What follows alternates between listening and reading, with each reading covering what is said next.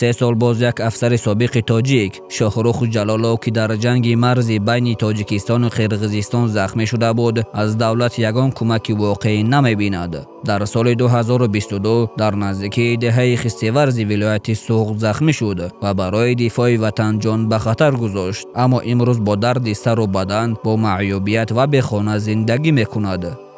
همین مناقشه‌های همین نزدیک سرحدی که میشد مثلا دوی ما در حالت ملاباش بودیم 16 سپتامبر سال 2022 هنگام اجرای سپارش جنگی ما با همه قطعی که ما در وابسته شدگی بود که ما با اونجا سفر داشتیم و سپارش را اجرا کردیم.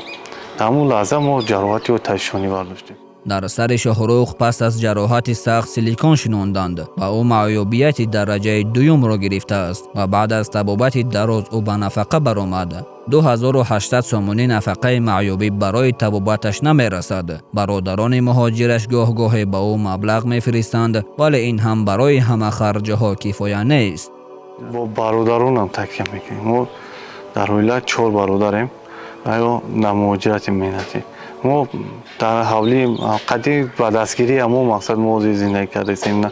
3 سال میشه با دستگیری هم برادرها چی میکنیم. شاهرخ در سرش گوشت زیادتی پیدا شده است و روز تا روز وضع سلامتیش بدتر می شود. همه پول عائله برای داروواری و طبابت او می رود. او می گوید که چندین نامه به پرزیدنت کشور امام علی رحمان نوشته است ولی یگان جواب نگرفته است.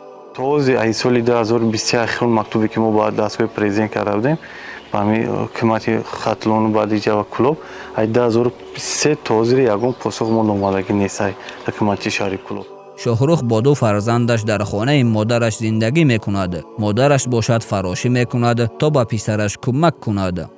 1000 مرتبه شکرانم قواسته با در روی خانه با تیوق پر میگرده و شکرانه میکنم. خیلی میگم نمی اویلم وزمینه در خانه 3 تکیلین دارم ای هر کمی 3 گودکی شکرانش نمیخوای جاق وقت نمیورداره. میگم این بچه من صاحب یک خانه کنه که با خودش بره و زندگی کنه.